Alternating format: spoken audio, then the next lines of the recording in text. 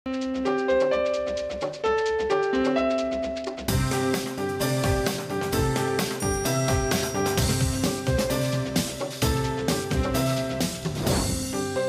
And welcome to ज़रा हट के। ईद से हम कुछ ही रोज़ दूर हैं, खुशियां हर तरफ हैं, और ऐसे में पीटीआई के एक सीनियर रुकन जो हैं खैबर पख्तूनख्वा के अली अमीन गंडापुर अल मारूफ शहद की बोतल वाले, उन्होंने आज अपनी फेसबुक पर एक पोस्ट लगाई है जिसमें उन्होंने ये कहा है कि डेरा इस्माइल ख़ान की तारीख़ में पहली दफ़ा सरदार अली अमीन ख़ान की जानिब से अपने हल्के के बच्चों के लिए ईद कार्ड्स और ईदी उनकी दहलीज पर। रेसिस्ट एक्सेंट क्यों लगा रहे हो? रेसिस्ट तो नहीं, आई लव यार, आई लव देम।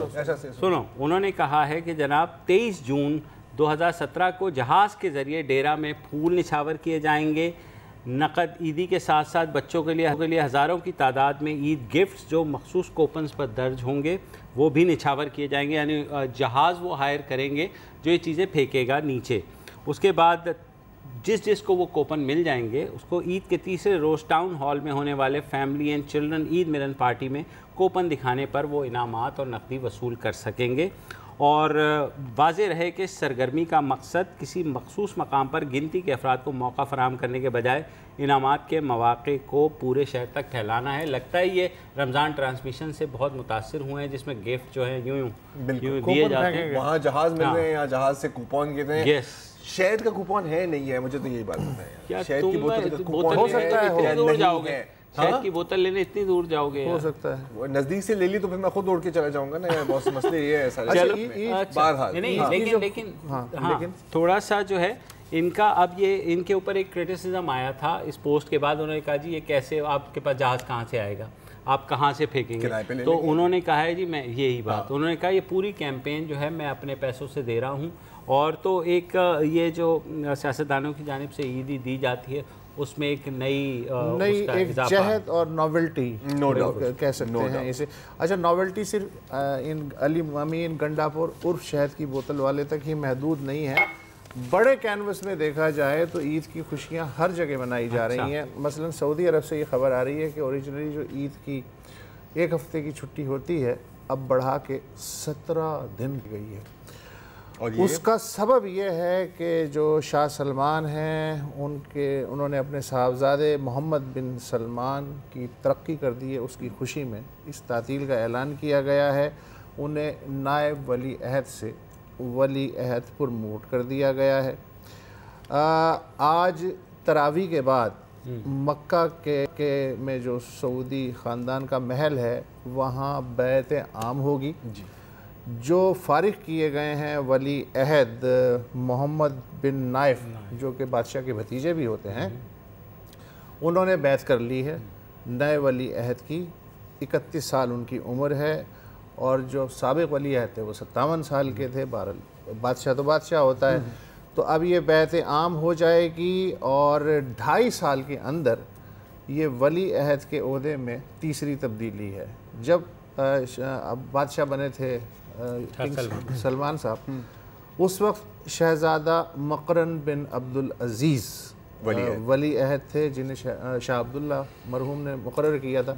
शहज़ादा मकरन आपको याद है, हाँ, वो नवाज शरीफ जद्दा की जो डील हुई थी मुशर्रफ और नवाज शरीफ के दरमियान, तो उसमें जो है ये खुसूसी तैयारे के साथ आए थे। एनीवेज वो फारिग हुए, उनकी जगह नाइफ साहब आए। अच्छा, नाइफ साहब जो हैं, हालांकि उनका जो चार्ट है वो बड़ा ब्राइट है। बिल्कुल 2003 से लेके 2006 तक, जबकि वॉर ऑन टेरर उरूज पे थी, अलकायदा की बॉम्बिंग्स हो वो रही थी, एंटी टेरर जो कैंपेन थी सऊदी अरब की उसके इंचार्ज थे, और उन्होंने अलकायदा को वहाँ बहुत ज़्यादा हाथ पैर नहीं मारने दिया सऊदी अरब। अच्छा, also Prince knife American favourite थे वो तो फॉर द पोस्ट, और इनफैक्ट उनको निकनेम किया हुआ था अमेरिकाज फेवरेट सऊदी। ये इम्पोर्टेंट इसलिए है क्योंकि अगर उनके ऊपर Saudi US seal of approval थी तो जो नए मुंतखब हैं क्राउन प्रिंस, राइट, उन्होंने ऐसी क्या बात कही है कि the seal of approval shifts. ये भी एक इंटरेस्टिंग पॉइंट है आगे जाते हुए। अच्छा, वो तो आगे जाके हम डिस्कस करेंगे। अच्छा, अब इसमें मसला ये है कि ये जो वजह ज़ाहिर है बताने के पाबंद नहीं है, शाही ख़ानदान है, सारे ओहदे जो हैं उनसे वापस ले लिए गए हैं। ये जो नए वली अहद हैं ان کے پاس نائب وزیر اعظم کا عہدہ بھی رہے گا, وزیر دفاع کا عہدہ بھی رہے گا, اور نیکسٹ ٹو بادشاہ تو ہیں, اور بادشاہ سلامت چونکہ 80 سے اوپر کے ہیں, لہٰذا عملاً جو ڈیفیکٹو بادشاہ ہیں وہ 31 سالہ محمد بن سلمان ہی بن گئے ہیں. جب یہ بن جائیں گے, بن گئے نہیں مطلب جب یہ کنگ بن جائیں گے تو خادمین حرفین شریفین اعلیٰ ہو جائیں گے, خادم اعلیٰ کی طرح, مطلب بہت سارے انہوں نے بھی اپنے پاس. میں اگنور کرتے ہوئے آپ کو یہ کہنا چاہوں گا کہ میں جو کہہ رہا تھا کہ عملاً سارے اختیارات ان جواں سال ولی عہد کے ہاتھ میں ہیں. یمن کی پالیسی کہا جاتا ہے کہ آپ نے ہی ڈیزائن کی تھی, اور جو تیل کی جو ریگولیٹ کرنے کی پالیسی ہے وہ بھی ان محمد بن سلمان کے ہاتھ میں ہے. جو گلف کی پالیسی ہے جی بالخصوص قطر وطر کی, وہ ان کا, اور ابو دھابی کے جو وہ ہیں بادشاہ جی ان کا جو ہے برین چائلڈ ہے بیسیکلی. اچھا, اور پازیٹیو جو انٹرنیشنل ذرائع ابلاغ ہیں وہ اس ڈیولپمنٹ کو اس لحاظ سے پازیٹیو دیکھ رہے ہیں کہ سعودی عرب میں اب تک جو ہے انتہائی بزرگ قیادت مسلسل کئی برس سے جو ہے دیکھنے کو مل رہی تھی. ولی عہد بھی جو ہے 75 سال سے اوپر کے ہوا کرتے تھے, لیکن اب پہلی دفعہ نئی نسل کو یہ شفٹنگ ہو رہی ہے. لیکن اب یہ شفٹنگ کوئی نیا گل کھلائے گی یا شاہی خاندان کو مزید مضبوط کرے گی, بقول مبشر یہ تو آنے والا وقت ہی بتائے گا. یس.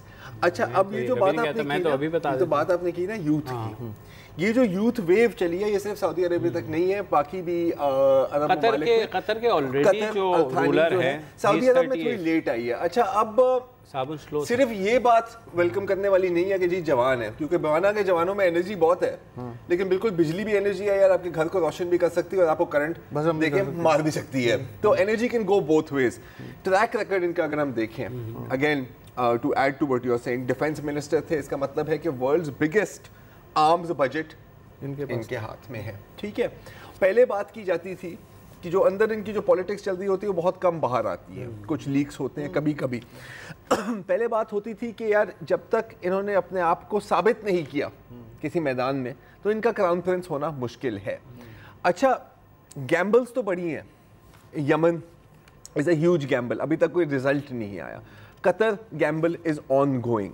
ٹھیک ہے, ایران کے ساتھ جو ہارڈ لائن پالیسی ہے, اور ایران سے جو سٹیٹمنٹ آئی ہے, ہاں انہوں نے کیا کہا ہے کہ یہ ایک سافٹ کو ہے, اور وہ یہ اس لیے کہہ رہے ہیں کیونکہ پچھلے ماہ یہی شہزادہ محمد نے, اب کراؤن پرنس محمد نے کہا تھا کہ یہ جو جنگ ہے نا اس کو ہمیں ایران تک لے جانا ہوگا, یہ ہم آس پاس کے ملکوں میں لڑ رہے ہیں. جی نئی ولی عہد ہے. آلسو سوری, آپ نے بات کی انرجی پالیسی کی, تو یہ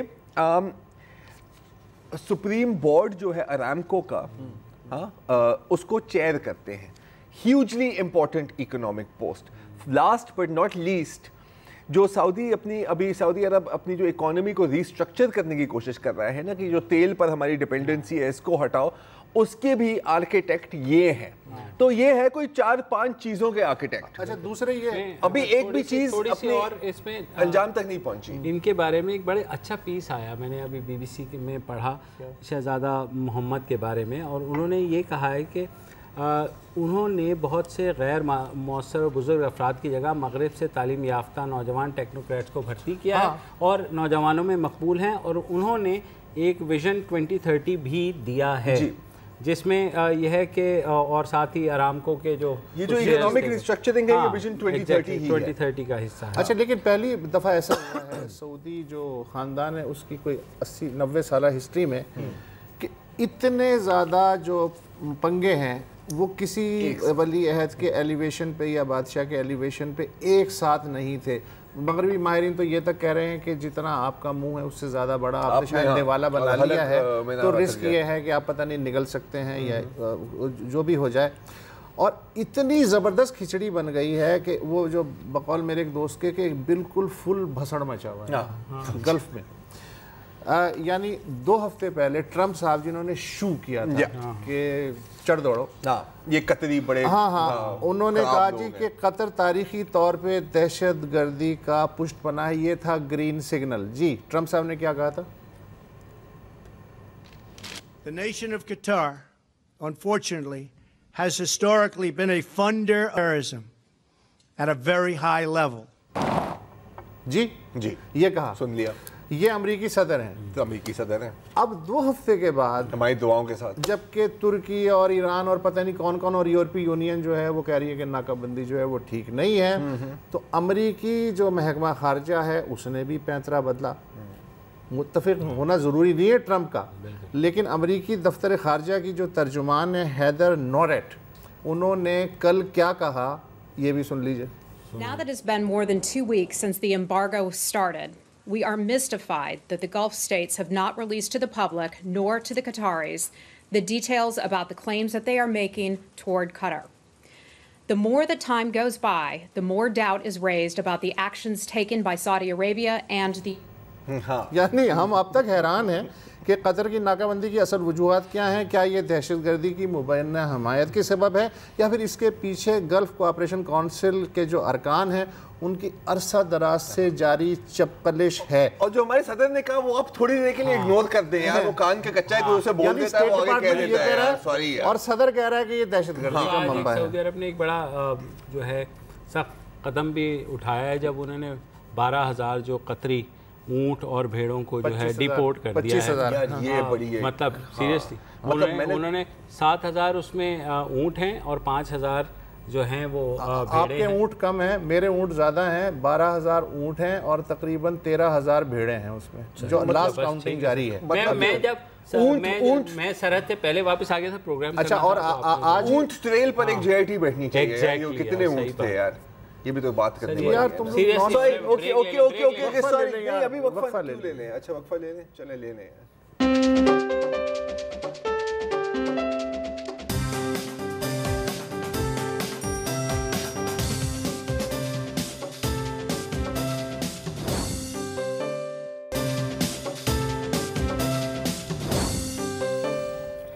جب 2 بڑے لڑ رہے ہوں تو بچوں کو بڑا سوچنا پڑتا ہے کہ ہمارا کیا ہوگا.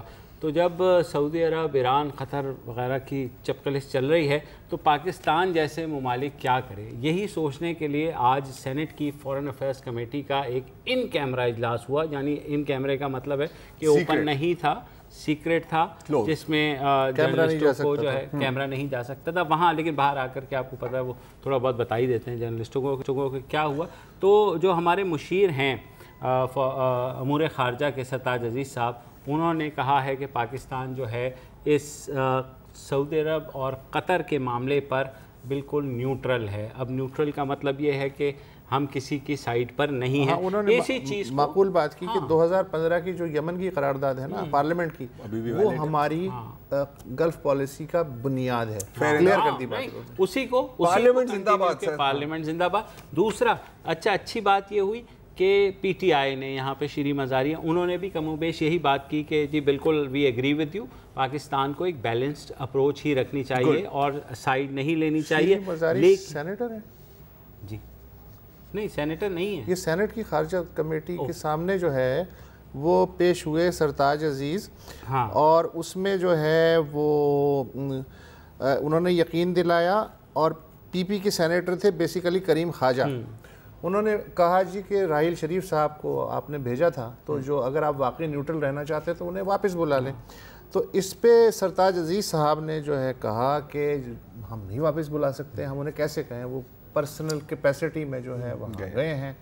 تو اب مجھے نہیں پتا کہ اگر پرسنل کیپیسٹی میں گئے ہیں تو نو آبجیکشن سرٹیفکیٹ دینے کی انہیں کیا ضرورت تھی. وہ تو سر وہ تو لیں گے نا, اور پھر نو آبجیکشن سرٹیفکیٹ تو لیں گے. بہرحال ہمارے آرمی چیف تو تھے وہ, اور جنرل بھی تھے. میرا ایک کافی انپاپولر اوپینین ہے اس بات پہ. اچھا, PTI کے تھے سینیٹر شبلی فراز, انہوں نے کہا جی کہ ہمیں راحیل شریف کے معاملے کو ان پہ چھوڑ دینا چاہیے, جو بھی وہ فیصلہ کریں, ہمیں آفیشیلی اس میں نہیں کودنا, اس لیے کہ سعودی عرب پہلے ہی ہم سے خفا ہے تو مزید ناراض ہو جائے گا. اور ویسے بھی کوئی 50% زر مبادلہ جو کہ فیکٹ ہے وہ گلف کنٹریز سے آتا ہے.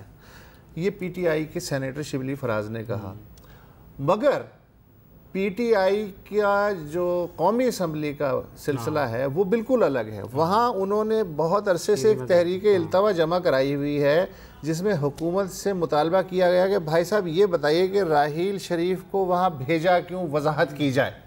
تو سینٹ کی پی ٹی آئی کا ضروری نہیں ہے کہ جو قومی اسمبلی کی پی ٹی آئی سے جمہوریت کا حسن ہے, اس کو جمہوریت کے حسن کی کیٹیگری میں ڈال کے ہم اس کو نیگیٹ کر لیتے ہیں. یہ پوچھا تھا کیوں بھیجا, اب جب حکومت نے بھیج دیا تو اس کے بعد اب دیکھیں جہاں تک دو چیزیں, ایک سے بیک گراؤنڈ, اس کا بیک گراؤنڈ یہ ہے کہ آپ سب کو پتا ہے کہ قطری ایک ڈیلیگیشن بھی آیا تھا جس کی بڑی بات ہوئی تھی فارن آفس نے. پھر جب نواز شریف صاحب گئے تھے سعودی عرب, ہمارے وزیر اعظم, اس کے بعد کچھ پاکستانی اخباروں میں خبریں چھپی تھی کہ سعودی عرب نے کہا ہے کہ آپ ہمارے ساتھ ہیں یا نہیں ہیں ہمیں بتا دیں.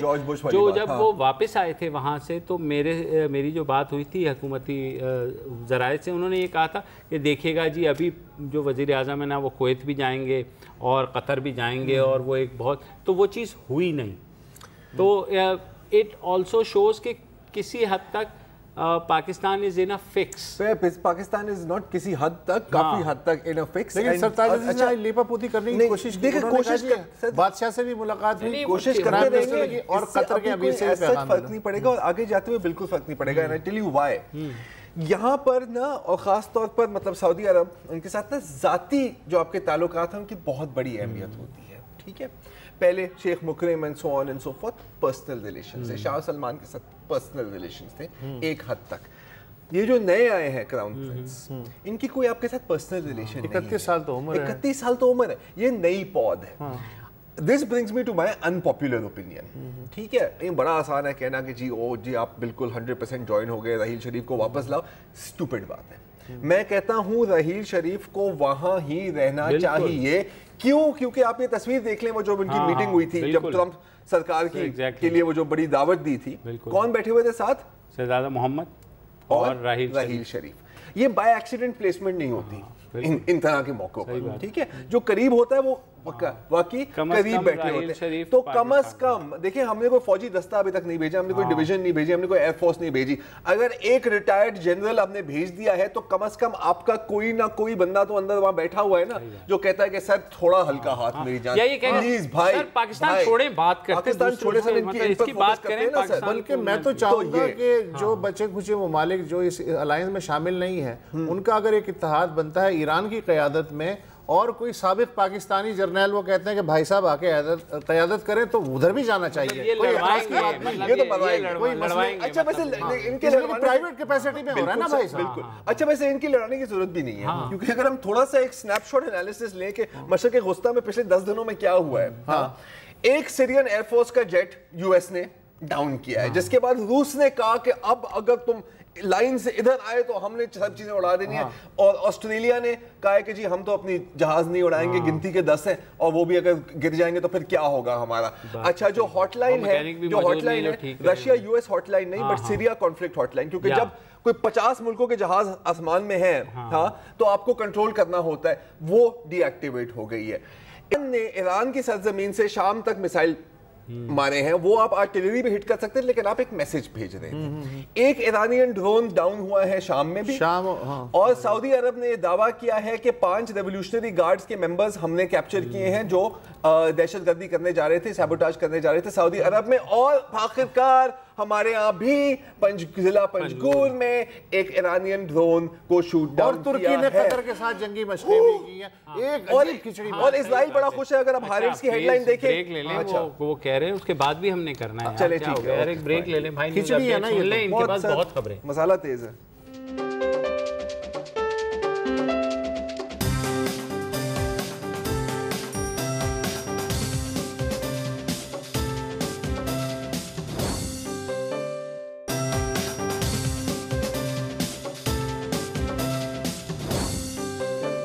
Welcome back. اچھا, بات ہو رہی ہے مشرق وسطیٰ کی, تو ظاہر ہے کہ اسرائیل کا بھی ذکر کرنا وہ تو ضروری ہے. اسرائیلی بڑے خوش ہیں شاہ محمد کی, شہزادے محمد کے منتخب ہونے پر, ترقی پہ, پروموشن پر. ہارٹس اسرائیلی جو اخبار ہے اس کی اگر آپ ہیڈ لائن دیکھیں تو لکھا ہوا ہے, prince Mohammed bin Salman is good news for Israel and the U S. How? کیونکہ میرے دشمن کا دشمن میرا کیا ہوتا ہے؟ دوست ہوتا ہے. اسرائیل کو جو میجر تھریٹ ہے وہ کسی گلف کنٹری سے تو ایز سچ نہیں ہے نا. حزب اللہ مین تھریٹ ہے جو ایران کے ساتھ الائیڈ ہے. حماس کی بھی لنکیجز ہیں, حالانکہ حماس بھی بیچارہ ہمارے سے زیادہ برا پھنسا ہوا ہے, ان کو سمجھ نہیں آتی کہ ہم کس کی طرف جائیں کس کی طرف نہ جائیں. ایک ابھی بہت ایک اہم چیز ہو رہی ہے سیریا اور عراق میں, شام اور عراق میں, جس پر بہت کم فوکس ہے, اور وہ یہ ہے کہ جیسے بشار الاسد کی فوجیں مشرقی شام کی طرف بڑھ رہی ہیں, وہاں عراق میں کیونکہ رقہ پر اب بومبنگ ہو رہی ہے, موصل میں وہ ریٹریٹ کر گیا ہے داعش, تو ایک ویکیوم آ گیا ہے. تو مشرق سے مغربی عراق میں جو شیعہ ملیشیاز ہیں ایران کی کنٹرول میں جو ہیں, وہ ایڈوانس کر رہے ہیں to the west, Bashar al Assad advance کر رہا ہے ٹو دا ایسٹ. اگر یہ لنک اپ بنتا ہے تو ایک ڈائریکٹ لینڈ کوریڈور بنتا ہے ایران, عراق, شام, لبنان, اسرائیل. تو اسرائیل کو اگر خطرہ ہے تو اس چیز سے ہے, بیکاز آخرکار جو جتنی بھی ریسنٹ جنگیں ہوئی ہیں وہ حزب اللہ کے ساتھ بھی ہوئی ہیں, what is called the Shia crescent, what is called the Shia corridor. اب نہ سعودی عرب یہ چاہتا ہے, نہ اسرائیل یہ چاہتا ہے, نہ ٹرمپ کا امریکہ یہ چاہتا ہے. اور شام کی, اور جیسے اب یردان اور اسرائیل کی ہمیشہ ایک بیلنس ٹھنڈی میٹھی قسم کی رہی ہے اردن اور اسرائیل کی, شام کی وجہ سے وہ دوبارہ نزدیک بھی آ گئے ہیں, مزید قریب آ گئے ہیں, کیونکہ وہاں پر یہ اگین ہارٹس کا یہ آرٹیکل ہے کہ کوآرڈینیشن ڈپلومیٹک ایکٹیویٹیز کی اسرائیل اور یردان کے بیچ میں اب انکریز ہو گئی. اور وہ کیوں؟ کیونکہ بشار الاسد نے کم بیک کیا ہے, اور یردان کو خطرہ ہے کہ کہیں ہمارے بارڈرز پر یہ حزب اللہ کو نہ ڈپلوائے کریں, اردن کو, ٹھیک ہے نا. پھر سعودی عرب, اسرائیل, جارڈن اور یو ایس کا ایک جوائنٹ وار, سعودی عربیہ, جارڈن اور امریکہ کا ایک جوائنٹ وار روم بھی ہے. وہاں پر اسرائیلی آفیشلز بھی آتے ہیں, اور وہاں پر اچھا میرے خیال میں آپ کا مائک جو ہے لگ رہا ہے کہ گر گیا ہے, تو ہم بات کرتے ہیں. ہاں اس سے فائدہ اٹھاتے تو ایرانی ڈرون جو گرایا گیا نا بلوچستان میں پنجگور کے علاقے کے بالکل ڈسٹریکٹ ہو جائے گا, بیکاز آئی تھنک یہ بہت انٹرسٹنگ بات کر رہے ہیں. مائکروفون لگ گیا, ایران کا جو چلے ایرانی ڈرون کی بات 2 منٹ کے لیے آگے. ہاں تو ایران کا جوائنٹ وار روم قائم کیا گیا, جوائنٹ وار روم میں بھی اپیرنٹلی رپورٹڈلی اسرائیلی آفیشلز اور سعودی عربی آفیشلز کے بیچ میں کانٹیکٹس بھی رہے ہیں. کافی عرب ویب سائٹس میں بھی رپورٹ ہو رہا ہے کہ کانٹیکٹس بڑھتے جا رہے ہیں. مجھے یاد آتی ہے کروسیڈز, صلیبی جنگیں. اب ہم جب دیکھتے ہیں تو ہمارا خیال ہوتا ہے کہ جی it was Muslims versus all Muslim versus all Christians. ایسا نہیں تھا.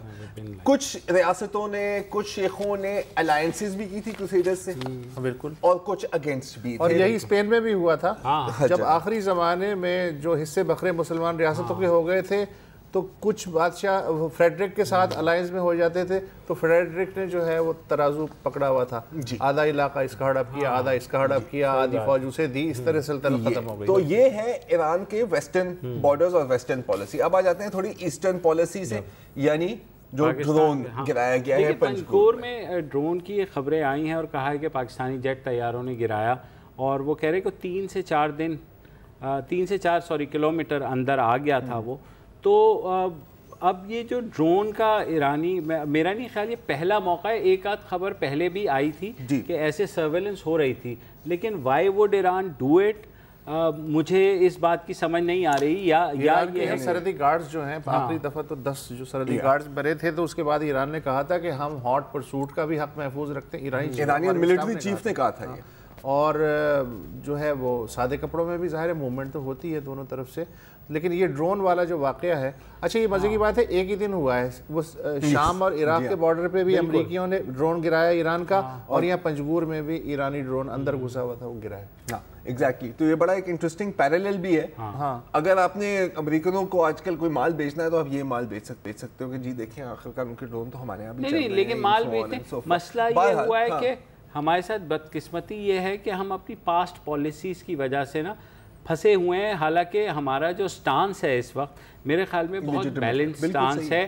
پارلیمنٹ نے بھی جو سٹانس لیا ہے بہت اپریشیبل سٹانس ہے, لیکن کوئی ہم پہ جو ہے وہ ریلائی کرنے کے لیے تیار نہیں ہو رہا.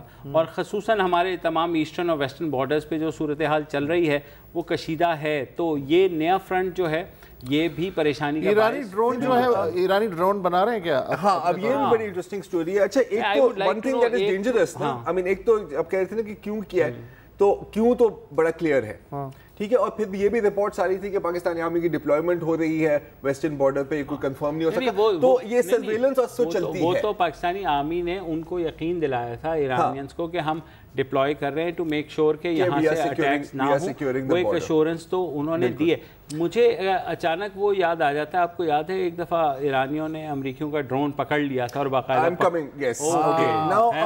कुछ लोगों को शायद हैरत हो हाँ ये सुन के कि जी ईरानियन ड्रोन ये तो मतलब अमीर मुल्कों के काम है ना यार, प्रेडेटर, रीपर और टेक्नोलॉजिकली एडवांस्ड। तो यार ये बड़ी इंटरेस्टिंग बात है कि ईरान का जो ड्रोन प्रोग्राम है is one of the oldest in the world. पहला ड्रोन इन लोगों ने पता है कब इस्तेमाल किया था? अबाबील नाम था उसका। 1980s में ईरान इराक जंग में ये इस्तेमाल हुआ था, और उस वक्त तो ये बेसिकली सिर्फ एक सर्वेलेंस ड्रोन था, मतलब ग्लोरिफाइड थोड़ा एडवांस किस्म की रिमोट कंट्रोल एयरक्राफ्ट समझ लो, ठीक है। उसके बाद जो फिर डेवलप हुआ अगेन ईरान इराक वॉर में मुहाजिर ड्रोन, ठीक है। और मुहाजिर ड्रोन 1980s में ही उसकी सर्वेलेंस इक्विपमेंट, बिकॉज उनका था कि हमारे पास ग्राउंड इंटेलिजेंस नहीं है, कैसे आप लेंगे? तो उन्होंने कहा तो फिर जो रेवोल्यूशनरी गार्ड्स हैं और अल्ताफ हुसैन की तस्वीर तो नहीं थी।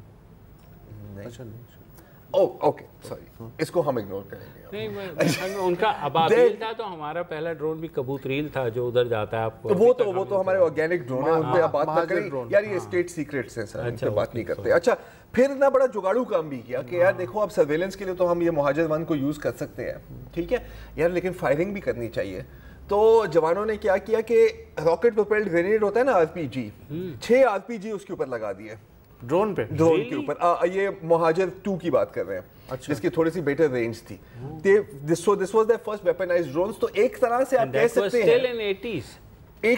कह सकते हैं जी 80s में ईरान इराक वॉर में कि ये पहला जंग में इस्तेमाल था ऑफ अ वेपनाइज्ड ड्रोन। तो अमेरिका से भी पहले in fact I mean correct me if I am wrong, military historian है, मेरे हिसाब से I think this is the first, ठीक है।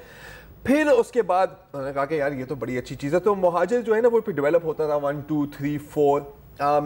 जो हिजबुल्लाह को जो ड्रोन सप्लाई किए हैं ईरान ने, वो भी इसी ड्रोन के ऊपर बेस्ड है। अच्छा, फिर उनका आया थर्ड करार, ओके, जो बेसिकली एक तरह से एक सुइसाइड ड्रोन है। और अगर आप इसकी तस्वीर देखें, शायद साथ चल रही है, स्पेसशिप की तरह लगता है, एक बड़ा बॉम्ब नीचे लगा हुआ है और वो डाइव बॉम्ब करता है, जैसे जर्मन एयरप्लेन्स नहीं करते थे। करार लूटने वाले करार को तरसे, ये चीज जो इनका। अच्छा, फिर इनको जो बहुत बड़ा फायदा हुआ, एक तो वो जिस ड्रोन की आप बात कर रहे हैं जो अमेरिकन ड्रोन है, 2 ड्रोन इनको मिले अमेरिका से। एक था scan eagle which I think Boeing का है, वो 2012 में वो क्रैश हुआ, तो उसको उठाया, उसको रिवर्स इंजीनियर किया। उसके 1 साल बाद रेवोल्यूशनरी गार्ड्स ने एक प्रेस कॉन्फ्रेंस की कि सर हमने भी इसके ऊपर मॉडल करके एक ड्रोन बनाया, इसको हम कह रहे हैं यासिर, ठीक है। तो ये भी हुआ। फिर एक उनका बड़ा इंटरेस्टिंग ड्रोन है जो वॉर ड्रोन नहीं है, वो लाइफ सेवर ड्रोन है, उसका नाम है पार्स। और उसमें क्या होते हैं कि लाइफ बोट्स, लाइफ जैकेट्स, इस तरह की चीजें होती है। तो अगर कोई समुद्र में किश्ती गिर रही है तो the drone drops life saving equipment, ठीक है। फिर एक है सरेर, जो उनका सबसे अभी लॉन्ग रेंज ड्रोन है। वेनेजुएला इनके ड्रोन्स खरीद रहा है, इनके साथ जॉइंट मैन्युफैक्चरिंग चल रही है। एक और है हाजिम, जो rocket propelled surveillance and attract drone है। इन्होंने ये भी दावा किया है कि इन्होंने एक स्टेल्थ ड्रोन बनाया है, लेकिन अगर आप उसकी तस्वीर देखें तो उसमें कोई स्टेल्थ कैरेक्टरिस्टिक। पाकिस्तान भी ड्रोन तो बनाता है ना, पाकिस्तान भी ड्रोन बनाता है। और फाइनली ये जो लॉकहीड मार्टिन का था सेंटिनल ड्रोन, वो भी मेरे ख्याल 2013 में क्रैश किया था, तो उसको भी रिवर्स। पाकिस्तान से ईरानी ड्रोन ही गिराता रहेगा सर? ड्रोन गिराना तो कोई मुश्किल काम नहीं है ना सर, लेकिन फिर ड्रोन के गिराने के बाद जो होने वाला होता है ना, वो हैंडल करना थोड़ा डिपेंड करता है पीछे कौन उड़ा रहा है। सर हमें प्रोग्राम गिराना पड़ेगा, कंट्रोलर की ब्रेक ले लें, न्यू क्योंकि टाइम चेक का वक्त हुआ है, उसके बाद वापस आते हैं, फिर मजीद बात करते हैं।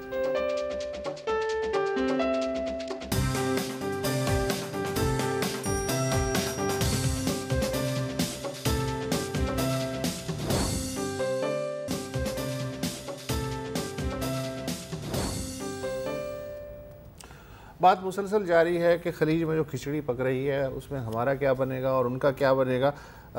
حسن اتفاق ہے کہ ہمارے جو سابق چیف آف آرمی اسٹاف ہیں راحیل شریف صاحب وہ تو ریاض میں رہتے ہیں, اور جو موجودہ چیف آف اسٹاف ہیں قمر جاوید باجوہ ان دنوں ترکی کا دورہ کر رہے ہیں. اب ترکی جو ہے وہ سابق نوآبادیاتی طاقت ہے گلف کے سلطنت عثمانیہ کے حساب میں اگر دیکھیں.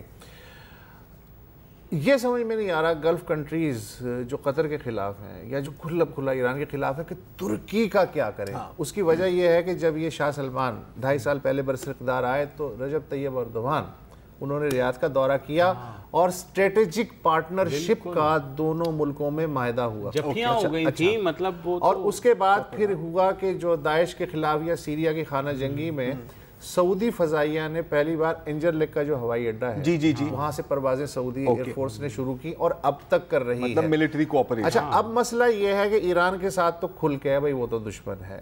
اسرائیل کے بارے میں پتا ہے کہ بس ٹھیک ہے وہ خارج کر دو. ترکی کا کیا کریں یہ گلف کوآپریشن کونسل والے, اس لیے کہ ترکی نے اچانک یہ کیا کہ قطر, انہوں نے کہا جی ہم قطر کے ساتھ ہیں.